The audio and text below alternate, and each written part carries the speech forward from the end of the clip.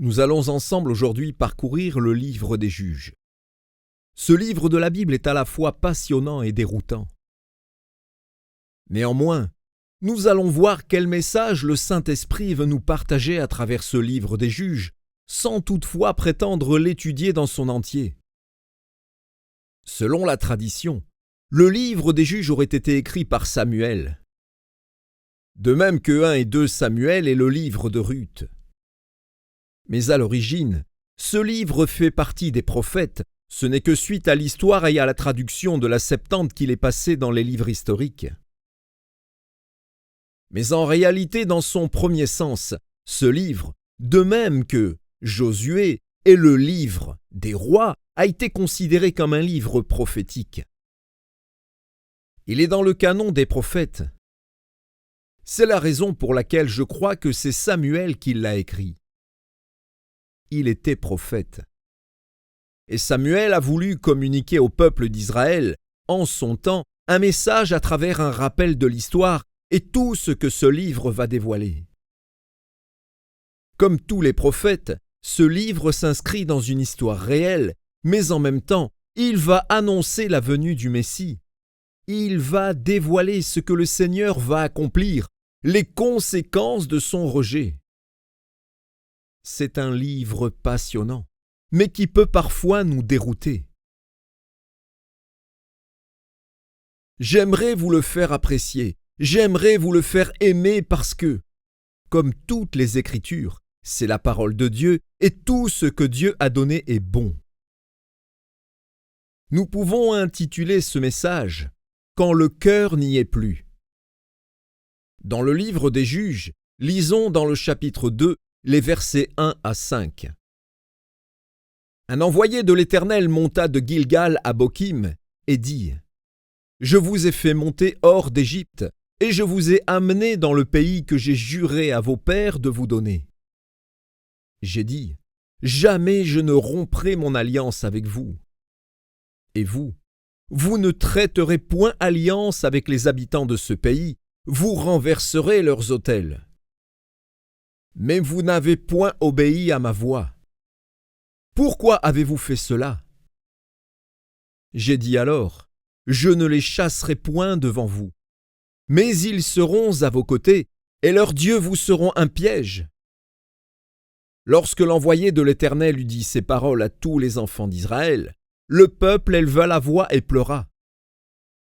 Ils donnèrent à ce lieu le nom de Bokim, et ils y offrirent des sacrifices à l'Éternel. Le livre que nous méditons s'ouvre sur la mort de Josué. Nous lisons au chapitre 1er et au verset 1er. Après la mort de Josué, les enfants d'Israël consultèrent l'Éternel en disant : qui de nous montera le premier contre les Cananéens pour les attaquer ? L'Éternel répondit : Juda montra. Voici, j'ai livré le pays entre ses mains. Ce livre s'ouvre donc sur la mort de celui qui avait entraîné tout Israël dans la conquête de Canaan. Mais Dieu ne va pas susciter un nouveau chef militaire, car il est question d'une tribu, Juda, qui reçoit cette promesse.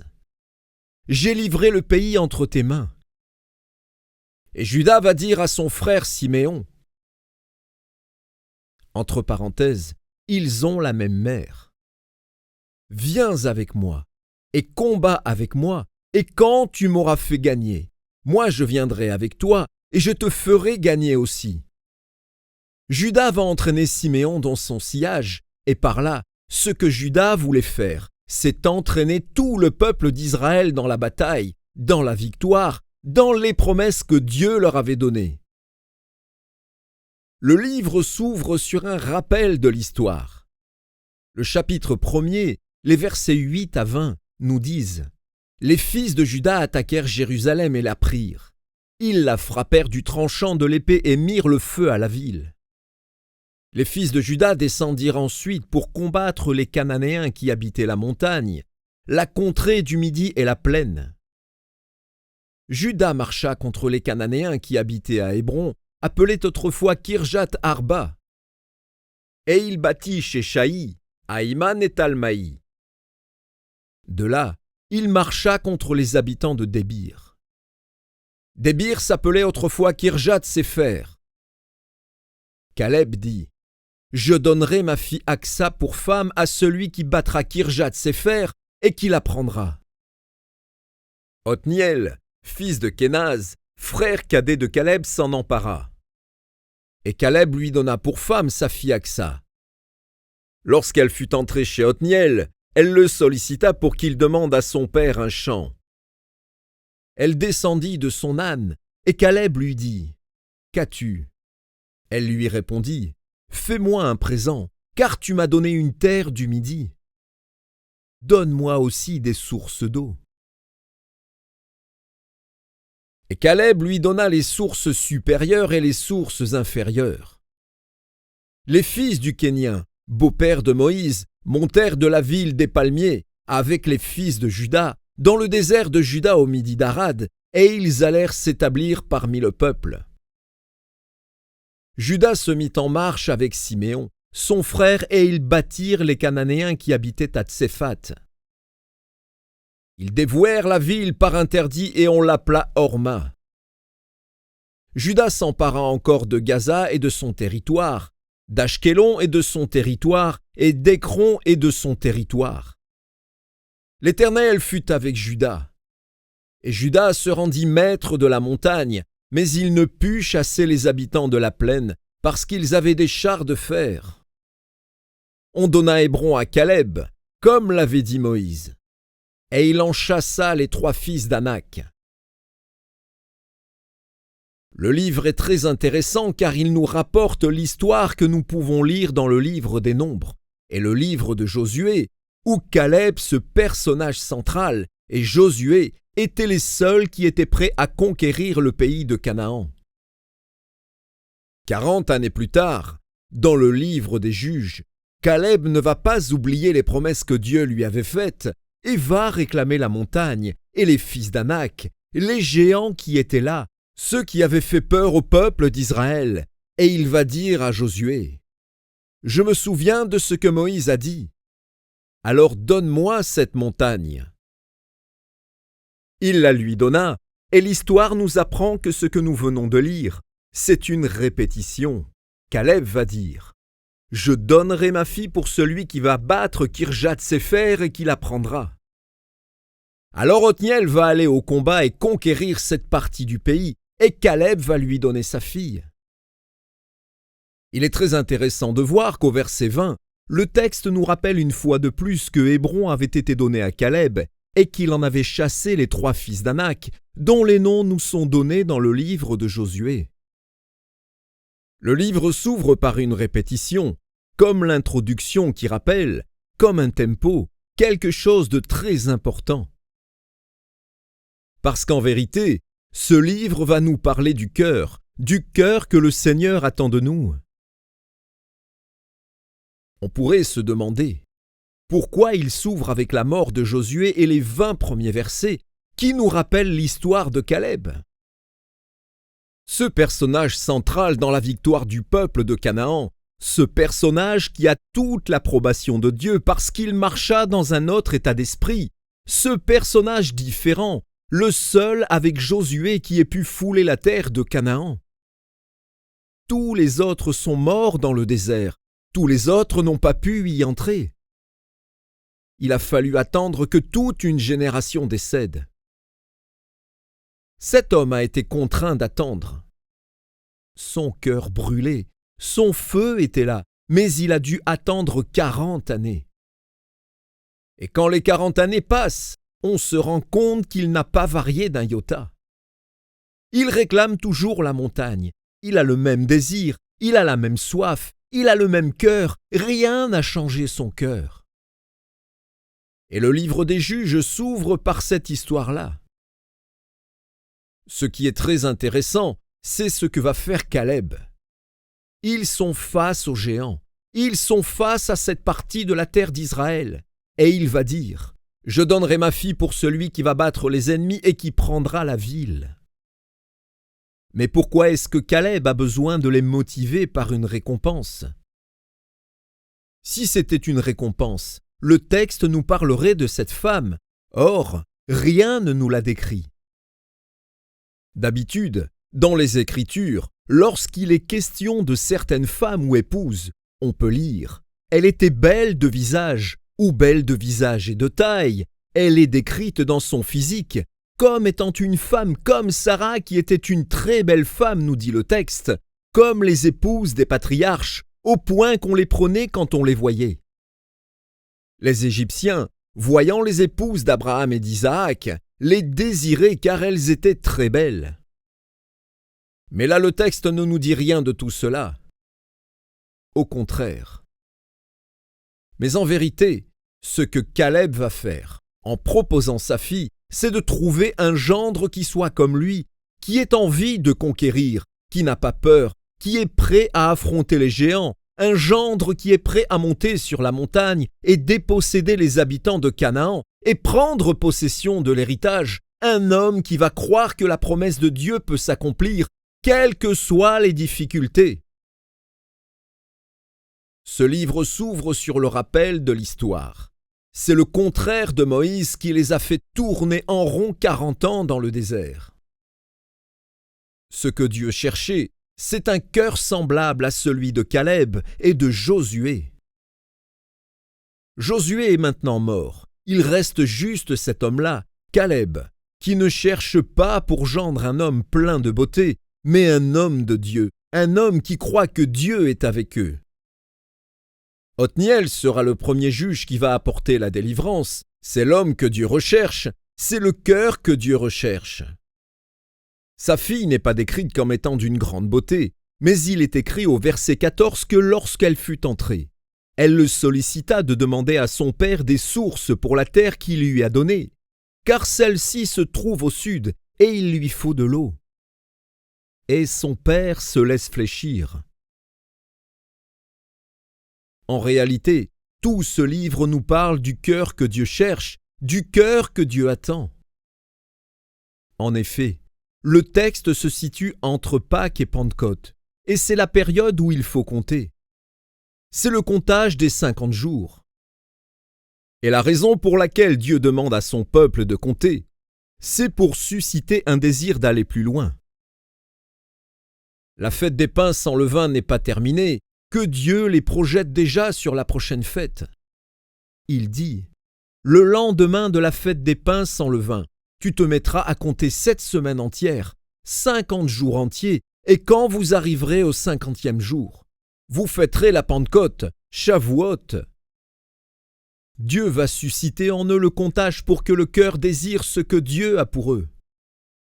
On va passer d'une graine, l'orge, qui n'est pas noble, à une graine, le blé, qui est beaucoup plus noble, de bien meilleur, car ce que Dieu désire, ce sont des cœurs qui ont soif de tout ce qu'il a pour nous et de vivre l'abondance spirituelle que Dieu a pour nous. Et Caleb désirait ce que Dieu avait promis, la montagne et les fils d'Anak. Et sa fille, non seulement désirait la terre, mais les sources pour l'abreuver, celles d'en haut et celles du bas.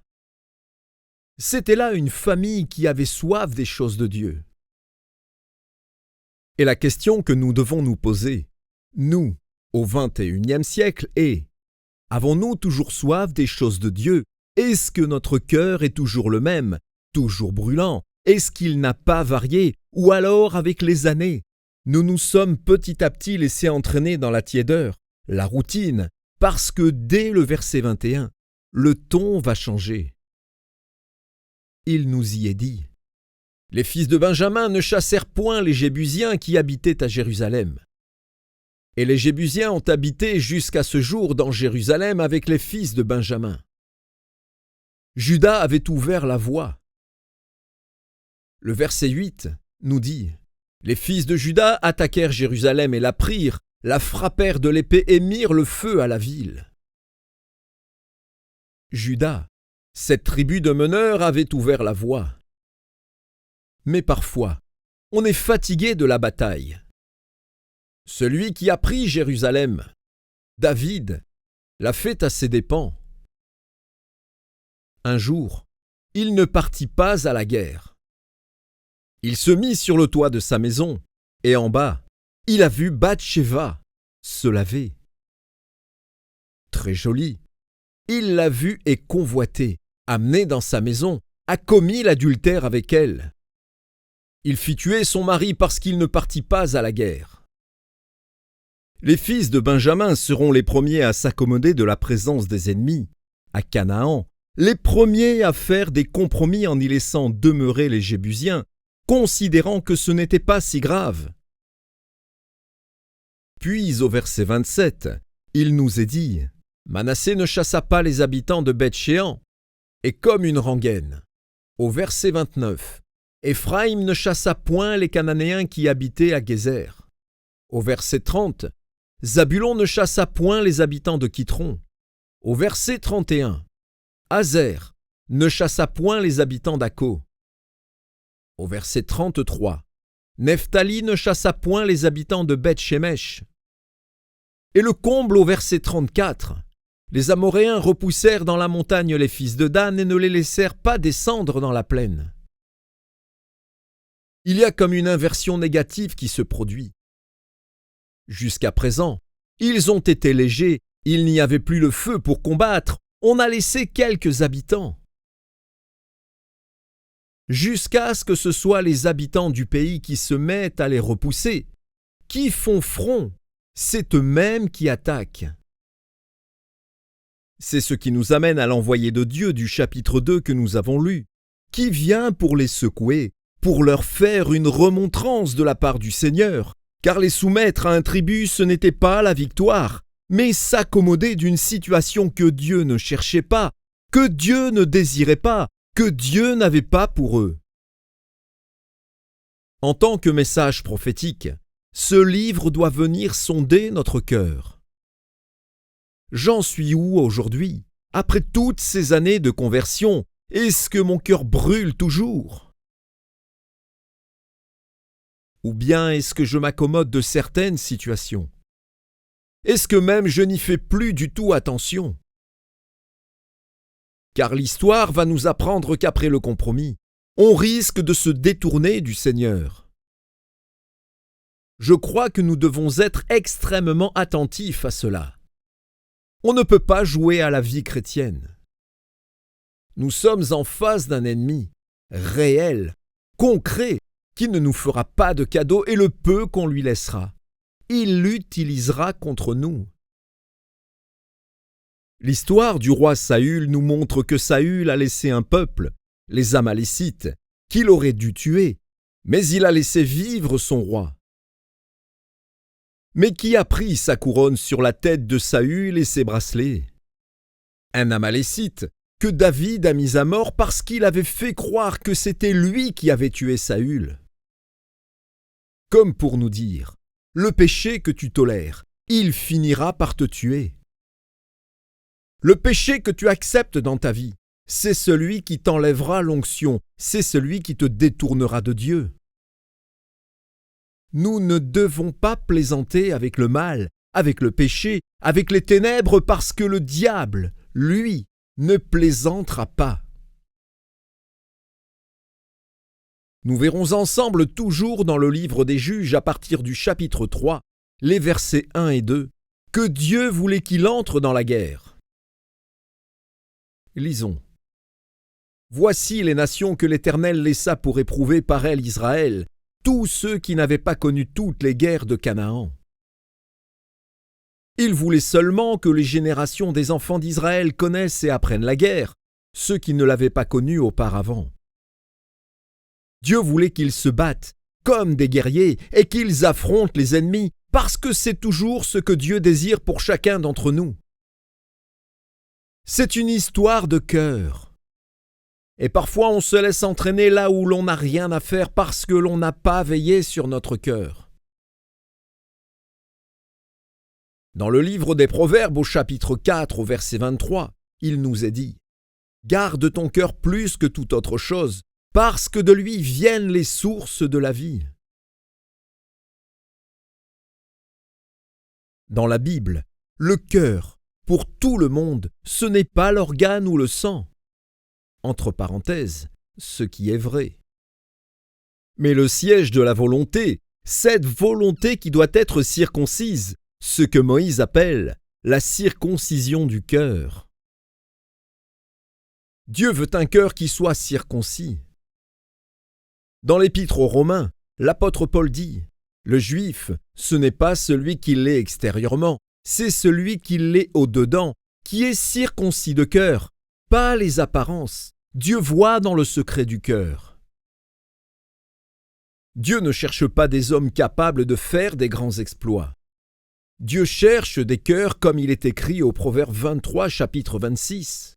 « Mon fils, donne-moi ton cœur. » Dieu ne cherche pas des capacités. Il n'a pas besoin de mes muscles ou ce que je pourrais lui offrir.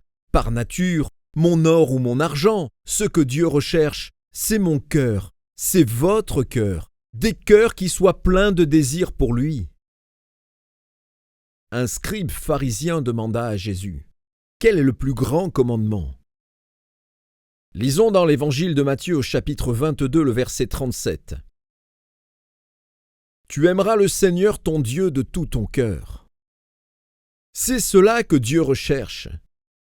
Ce ne sont pas de grandes capacités, ni de grands moyens, parce que la victoire appartient au Seigneur. Parce qu'il aura soin d'accomplir ses promesses. Mais quand le cœur n'y est plus, le peuple de Dieu est en danger. Quand le cœur n'y est plus, Benjamin, Manassé, Éphraïm, Zabulon, Azer, Nephtali, Dan, il y a danger. Ce que Dieu désire plus que tout, c'est notre état de cœur, qu'il soit pour lui toujours aussi embrasé, toujours ayant aussi soif des vérités spirituelles, des choses de l'esprit. Vous comprenez pourquoi lorsque Paul va parler des dons spirituels, de la vie de l'esprit, dans toute sa dimension, que ce soit les fruits ou les dons, il va les inviter à aspirer à cela. Nous devons les désirer avec zèle car ils sont donnés à ceux qui ont soif de Dieu. Les sources d'en haut et d'en bas ont été données à cette fille et à son époux parce qu'ils avaient soif, parce qu'ils ne se satisfaisaient pas de leur situation, et toutes les fois où le peuple s'est satisfait, Dieu a envoyé des ennemis pour les réveiller, pour qu'ils crient à lui. C'est une grâce que Dieu leur a faite dans ce livre pour qu'ils se secouent, pour qu'ils désirent les choses qui viennent d'en haut. Est-ce que nous les désirons toujours, frères et sœurs? Je veux une église bouillante, je veux être bouillant, parce que je sais que c'est ce que Dieu désire. Vous connaissez l'histoire de Moïse. Je voudrais attirer votre attention sur l'appel, dans le livre de l'Exode, au chapitre 3 et au verset 1er, quand Dieu va l'appeler pour l'Égypte. Il nous est dit, « Moïse faisait paître le troupeau de Jéthro son beau-père, sacrificateur de Madian, et il mena le troupeau derrière le désert et vint à la montagne de Dieu à Horeb. L'ange de l'Éternel lui apparut dans une flamme de feu, au milieu d'un buisson. Moïse regarda et voici le buisson était tout en feu et le buisson ne se consumait point. Moïse dit, « Je veux me détourner pour voir quelle est cette grande vision, et pourquoi le buisson ne se consume point. » Se détourner, c'est faire un détour. Ce n'était peut-être pas sa route, il a peut-être fallu passer en grimpant, en abandonnant le troupeau pour un temps pour aller voir. Moïse fait le détour. Lisons-le dans le verset 4. L'Éternel vit qu'il se détournait pour voir. Et Dieu l'appela du milieu du buisson et dit, « Moïse, Moïse. » Et il répondit, « Me voici. » Il est juste en train d'interpeller Moïse.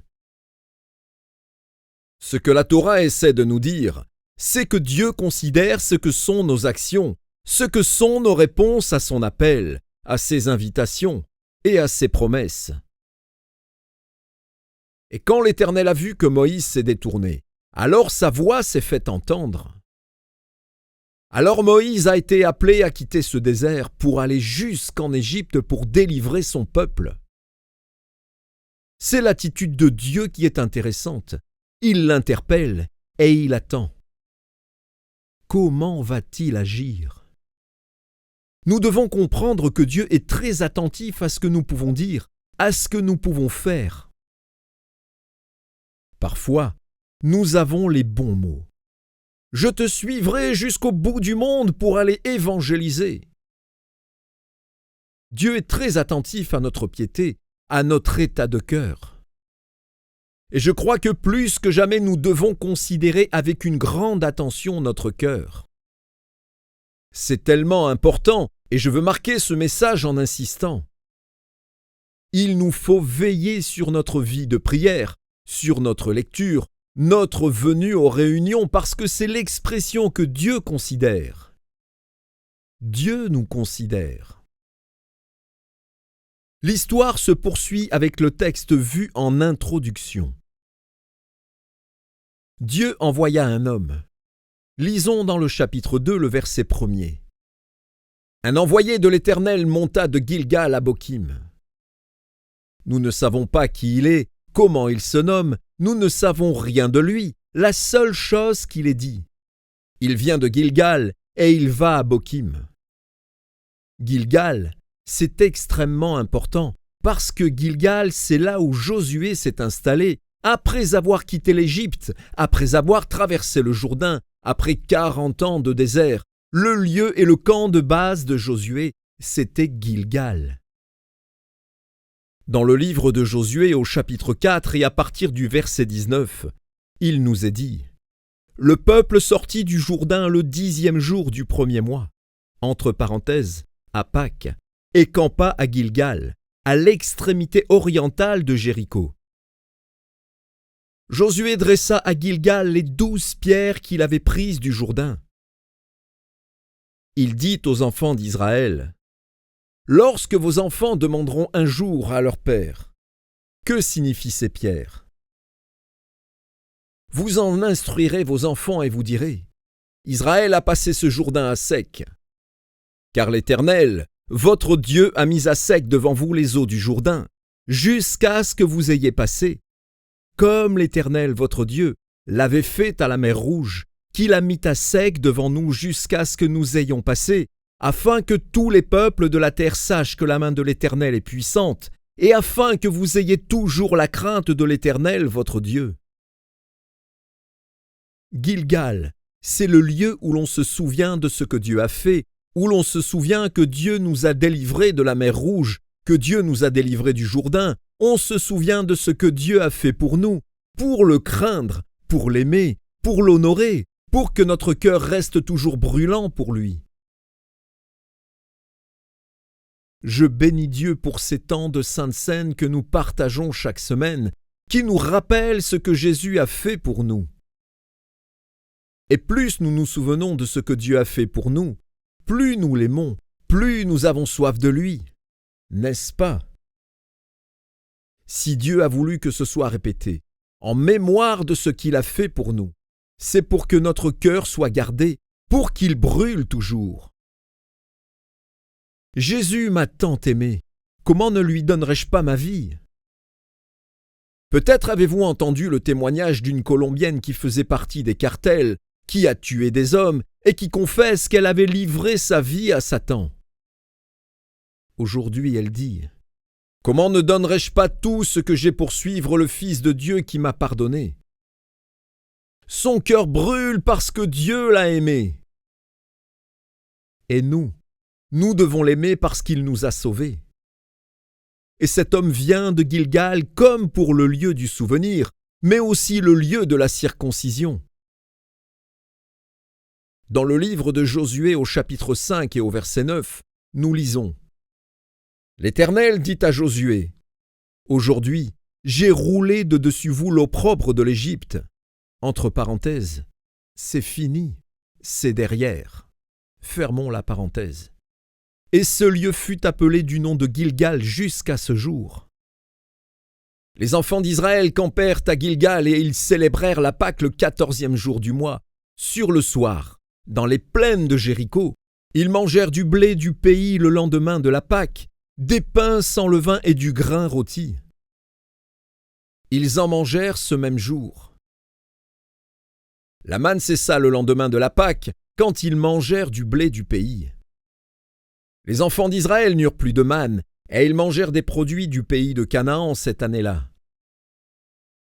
C'est le lieu du souvenir. C'est le lieu de la circoncision où l'on célèbre la Pâque, la sortie d'Égypte, le lieu où l'on est zélé pour l'Éternel, le lieu de l'abondance. Dieu nourrit son peuple, et cet homme-là vient de Gilgal, et il vient à Bokim. Entre parenthèses, les pleurs. Cet homme est passé de Gilgal aux larmes, comme pour nous dire combien Dieu est triste de cette situation qui est en train de poindre, du compromis. Le cœur n'y est plus. Alors il y a comme une petite note d'espoir. Ils pleurèrent, ils élevèrent leur voix et offrirent des sacrifices à l'Éternel. Mais l'histoire nous dira que ça ne suffira pas, parce que peut-être que le cœur n'y était pas. On peut avoir les bons gestes, les bonnes attitudes, mais ce qui est important, c'est notre cœur. Plaise à Dieu que nous réalisions que Dieu désire notre cœur tout entier, parce que l'œuvre de Dieu se construit sur des hommes qui sont prêts à tout sacrifier pour le Seigneur, des Othniel et des Caleb, des femmes comme Aksa, la fille de Caleb, des femmes qui ont soif des choses de Dieu. Aspirons à tout ce que Dieu a pour nous. Prenons notre place. Mes frères, soyez des hommes dans la bataille. Mes sœurs, soyez des femmes de Dieu. Et si nous réalisons qu'avec le temps, nous nous sommes attiédis, que nous puissions verser des larmes, non pour les apparences, mais des larmes de repentance, qui changent le cours de notre histoire, qui nous ramènent dans la volonté de Dieu. C'est ce que cet homme a tenté de faire. Il les a invités à se souvenir de ce que Moïse avait dit. Mais le compromis, la tiédeur se sont installés. On n'a plus envie de se battre. Mais sans bataille. Comment voir le miracle de Dieu? Sans bataille, on a tendance à s'assoupir, et quand la tribulation arrive, et que c'est grave, on prie. Mais il est triste d'attendre d'être secoué pour se réveiller. N'attendons pas. Pendant les années noires en Roumanie, de 1975 à 1990, un frère me confiait qu'officiellement il y avait 700 assemblées tolérées par le gouvernement. Après la chute du mur de Berlin, le frère m'a dit que du jour au lendemain, ils sont passés de 700 à 2000. Parce que dans ce temps-là, les hommes criaient à Dieu, s'attachaient à Dieu, il y avait des conversions par milliers. Dieu avait fait une œuvre tellement glorieuse. Aujourd'hui, il y a 3400 assemblées de Dieu dans un pays de 20 millions d'habitants. En France, il y a 700 assemblées dans un pays de 70 millions d'habitants. Quel contraste! Nous ne comprenons pas que le matérialisme est parfois plus dangereux que le communisme. Il fait plus de morts spirituelles, il fait plus de dégâts. Nos églises diminuent quand tout va trop bien. Ce n'est pas que nous devions chercher que ça aille mal, mais nous cherchons à ce que tout aille bien au milieu du capitalisme. Or, il nous faut mesurer la bataille dans laquelle nous sommes. Il nous faut nous battre. Dieu veut nous remplir du Saint-Esprit. N'attendons pas la persécution pour être bouillants. Il faut nous battre. Nous devons prendre conscience de la guerre que nous devons mener. Si nous avons soif et que nous venons réclamer les bonnes choses que notre Père veut nous donner, nous les recevrons. Il est dit, « Si donc méchants comme vous l'êtes, vous savez donner de bonnes choses à vos enfants. À combien plus forte raison votre Père qui est dans les cieux donnera-t-il de bonnes choses à ceux qui les lui demandent ?» Nous pouvons retrouver cela dans l'évangile de Matthieu au chapitre 7, le verset 11. Prions. Seigneur, nous voulons nous tenir devant toi avec sérieux. Tu sondes nos cœurs. Seigneur notre Dieu, je crois que tu nous as donné ce livre prophétique des juges pour nous avertir comme une voix qui vient mettre en avant les dangers du compromis, le danger de se laisser refroidir par le cœur. Le péché que nous tolérons va nous détruire. Et comme David devant Goliath, nous ne voulons pas nous contenter qu'il soit à terre. Nous voulons lui couper la tête. Nous sommes tous dans la même bataille pour te demander ta faveur, ta grâce, pour te dire « Seigneur, ce que tu as dit est la vérité. L'esprit est bien disposé, mais la chair est faible. » Nous avons besoin d'une action du Saint-Esprit. Considère que nous avons soif, que nous désirons, que nous soupirons. Considère notre cœur et visite-nous, notre Dieu. Encourage-nous. Fais-nous triompher de nos péchés, de nos adversaires, de nos combats. Seigneur, fais-nous vaincre l'ennemi de nos âmes au milieu de notre combat, car ce n'est pas le même champ de bataille que celui de nos frères persécutés, mais c'est la même guerre, le même ennemi qui utilise la séduction pour ce qui nous concerne, et nous réclamons ton assistance. Seigneur, nous crions à toi. Secours-nous de nos ennemis. Rends-nous plus forts dans la bataille. Fais-nous triompher de nos combats, de nos luttes, de notre tiédeur, de nos cœurs qui s'assoupissent. Seigneur, visite-nous. Nous voulons nous souvenir de ce que tu as fait, de la manière dont tu nous as aimés. Nous voulons t'aimer en retour. Seigneur, je t'implore, au nom de Jésus, visite chacun, chacune, visite nos cœurs afin qu'ensemble nous soyons embrasés pour le royaume de Dieu. Pour tout ce que tu as pour nous, nous voulons marcher dans l'esprit de Caleb, que nos cœurs marchent dans l'esprit d'Aksa. Nous avons soif des choses d'en haut, accorde-nous-les, afin que d'autres soient sauvés et gagnés à ta cause, et que les ténèbres reculent et que le nom de Jésus soit glorifié. C'est pour cela que tu nous as envoyés. Nous te prions. Amen.